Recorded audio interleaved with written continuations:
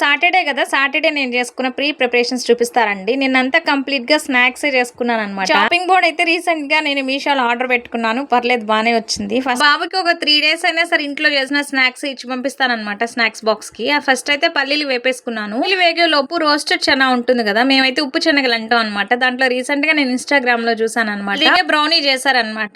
So, నేను కూడా prepare చేసేసాను. పిల్లలైతే చాక్లెట్ ఫ్లేవర్‌తో తింటారు కాబట్టి హెల్తీయే కదా అనేసి అదొకటి ప్రిపేర్ చేసేసాను. బ్రౌనీ కోసం డార్క్ చాక్లెట్ అయితే మెల్ట్ చేసి పెట్టా కదా! అందులోని కొన్ని నట్స్ అయితే రోస్ట్ చేసి పెట్టుకున్నాననమాట. క్యాష్యూ, ఆల్మండ్ అలాగే వాల్‌నట్స్, కొన్ని పంకిన్ సీడ్స్ వేసుకొని అన్నీ తింటారు గానీ ఈ వాల్‌నట్స్ అయితే అస్సలు తినరనమాట పిల్లలు. ఇంట్లో మేము కూడా తినమనమాట. కొంచెం టేస్ట్ వేరేలాగా ఉంటుంది కదా అనేసి ఇలా చాక్లెట్స్ ఫ్లేవర్‌తో అలాగైతే తినేస్తాం అనమాట. అందుకనే ఈ నట్స్ అన్ని రోస్ట్ చేసేసి ఈ డార్క్ చాక్లెట్లు వేసేసి మౌల్డ్‌లో వేసేసుకున్నాను చాక్లెట్ మౌల్డ్‌లో.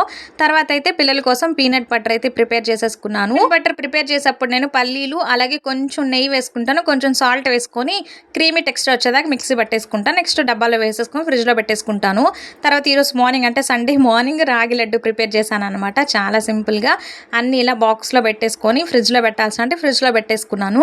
నాకొక 4, 5 డేస్‌కి స్నాక్స్‌కి ఇబ్బంది లేదనమాట మా బాబుకి. ఓకే బంగారమ్స్ బాయ్.